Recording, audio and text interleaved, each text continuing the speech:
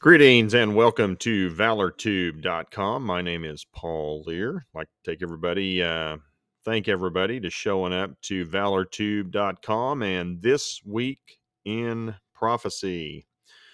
And we're going to start in the Holy Land off the coast of Israel in Caesarea. So you can see right here, we got a map of Israel. Give you some quick landmarks. Cursor is on Caesarea. We have Haifa in the north, Tel Aviv here to the south, Jerusalem here to the southeast, Amman, Jordan. So give you a little bit of an idea. And again, Caesarea is our target. We're going to go to the Times of Israel, 1,700-year-old coins. Jesus, Good Shepherd ring found in shipwrecks off Caesarea. And essentially, just going to read the highlight here. Divers' discoveries include gold ring with green gemstone carved with Christian image of the, quote, Good Shepherd, an early depiction of Jesus, and a carved image of David's harp. And so here are the pictures. Again, this is compliments of Israel Antiquities Authority, Times of Israel. There's the red gem engraved with a lyre. There's the Good Shepherd ring. They just found these things laying on the bottom of the ocean. Underwater discovery of gold ring. Red gemstone. There's a close-up of the ring. Give you an idea. Excuse me. Hundreds of coins they found. And again, this stuff was just laying on the bottom of the ocean off the coast of Caesarea. They think two ships may have wrecked. And there's what's left. There's no telling what all kinds of stuff's just laying around down on the floor of the ocean. But we know this. They found this off the coast of Caesarea. So if you want to check that out, recommend timesofisrael.com. Underwater treasure, 1,700-year-old coins among shipwrecked items found off Caesarea. And again, the Times of Israel is the source. And so from the Times of Israel, we're going to go to the Jerusalem Post. Had a little bit of news coming out. Indonesia. Israel-Indonesia normalization discussed by U.S. Secretary of State Blinken. So Trump couldn't get this done with the Abraham Accords, but they haven't given up. And this would be significant because Indonesia is the world's most populous Muslim majority country. And currently Indonesia and Israel do not have normalization agreements. So kind of leaked out over the last week. Makes you wonder what's going on. We have some discussion of several other countries. A lot of talk and a lot of chatter, but nothing's happened as of yet. This is all pretty much review, but keep your eye on Indonesia possibly joining the Abraham Accords. And I think there were 4 other countries that were possibly looking to join the Abraham Accords a few months ago, but nothing's happened on that front either. So I guess time will tell. We'll keep an eye on it. Go back to our map. And we're going to go here at the red cursor. And this is the Negev Nuclear Research Center. And this is in the Negev is south in the Hebrew. And so this is located straight south of Jerusalem. And the reason this is being brought up is because of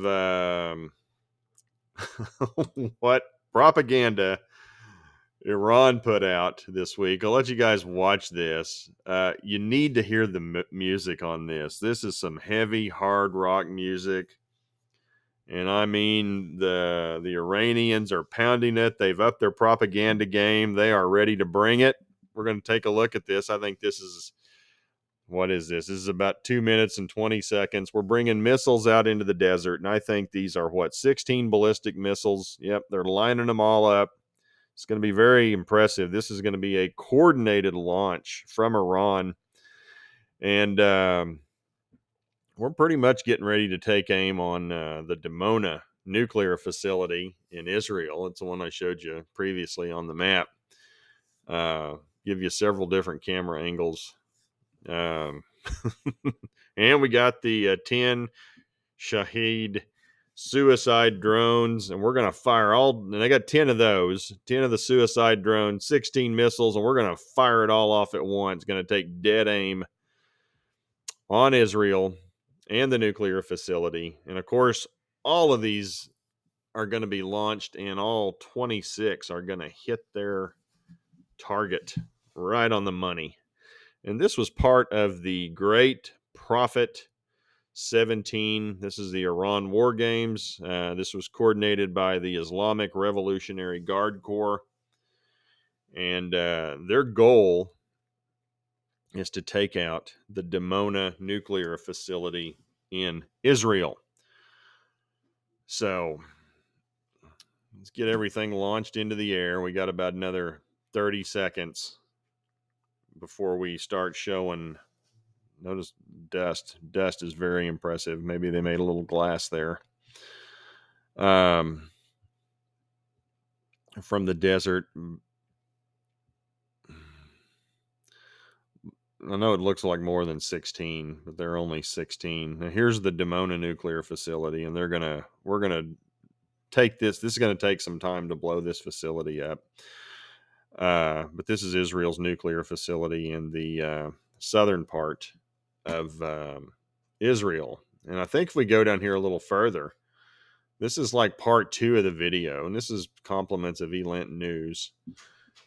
And the same thing happens. Now, this one focuses more on blowing up the facility, and we get more detail of what it looks like as they have their vision for taking out Israeli nuclear facilities. I don't recommend this, by the way. This would be a bad foreign policy move for the People's Republic of Iran. In fact, I think it was a bad foreign policy decision, and had their little Hollywood style video, as people around the world called it. And here's why this was a problem. 2 days later, so they put the propaganda out on December 25th. 2 days later, and this happened last morning, in the middle of the morning. 3 Israeli cruise missiles have their impact at Latakia Port. Now, there's anti-aircraft gunfire by the Syrian regime. And just give you a little bit of the lay of the land. So, we would go from Iran to the Negev, and then this took place up in Latakia in Lebanon. And this one, I always get real nervous when things start happening in and around Latakia, because the Russians have a base here. And apparently they brought in these shipments. The Iranians brought in shipments of all kinds of weaponry. And this was parked right next to the Russian port in Latakia Port. I think that's a location. Don't hold me to this, but I do know that this stuff is in Latakia. And Iran was bringing stuff in. This is this morning. You can see this stuff is still on fire. The comment up above here was hysterical. Latakia Port still burning today. Oh, this wasn't it. But allegedly, what they like to do is bring all this stuff into port, and they bury it in these containers of rice and barley and grains, and so all this grain catches fire along with the weapons, and it makes for a nice mess. So we got that going on. So, again, Iran has their propaganda showing they're going to blow up a nuclear facility in Israel. 2 days later, middle of the night, the base, or the port in Latakia, takes a direct hit. Good times. Which we're going to change gears now and move to we're going to move to Russia and Europe We're going to scroll through several tweets. German power electricity hit another all-time high as Europe is bracing for freezing weather, boosting demand and sending prices surging at a time when supply just can't keep up. And to make matters worse, Russia is limiting natural gas flows through a major transit route to Germany Monday. So this was about a week ago. And again, here are the European gas prices. And this would equate to roughly 6 to 7 times what we're paying for natural gas here in the United States. So I don't know what the spot price of natural gas is right now, whether it's somewhere in the neighborhood of $3. I'm probably off a little bit. But imagine paying what? Anywhere $2 to $3, so say $12 to $18 for the. Imagine our gas bills to heat our homes being 5 to 6 times higher than what they are. That's what they're facing over there in Europe. And this is because Russian natural gas flows via the Yamal Europe pipeline have dropped even further early on Sunday to just a trickle. The chart is flows at the Malnow metering station on the Polish-German border. I mean, there's just no gas getting to Europe. It's just not there. Russia's Gazprom has not booked gas transit capacity for exports. They just didn't do it. They're not sending any gas to Europe. It's not any more complicated than that. And this is from Gazprom. This is the tweet, the official Twitter account of Gazprom or Gazprom out of Russia. According to Gas Infrastructure Europe, over 41% of the gas injected this year into Europe's underground gas storage facilities was already withdrawn as of December 22nd. They're in trouble. Should be noted that the daily records in the long history of observation for the withdrawal of gas from European UGS facilities were set on December 21st and 22nd at 700 million and 712 million cubic meters, respectfully. So, hey, Merry Christmas. I think that's very appropriate. You guys are going to freeze. And, we've not even hit January and February yet. So, Russia, they're feeling squeezed. We're going to get to talk about that. My point with this, I sent this out as a tweet. You don't have to understand Russian, but just watch Putin's tone, body language. There's not going to be any sound. There's just going to be video of him talking. He doesn't have a teleprompter in front of him. He's got plenty to say. Usually there's some passion here. And he kind of feels like he's boxed in by the West because the West is wanting to move more ballistic missiles closer to Russia. And his concern is if the West, NATO, moves ballistic missiles, nuclear missiles, they can reach Russia in 4 to 5 minutes. And he doesn't like that. We have nowhere to retreat, Putin says. Do they really think we'll sit idly as they create threats against us? Increasingly militant rhetoric from Russia in recent days. Putin has his flagship presser in 2 days, and I think that took place today. I saw some highlights on that. It's where his State of the Union speech, where he sits in front of a bunch of reporters. But this was done December 21st, about a week ago, and mostly it's all for the military. It's all the folks there dressed in military outfits. So, but dude's pretty serious. Has a different tone than what he usually shows.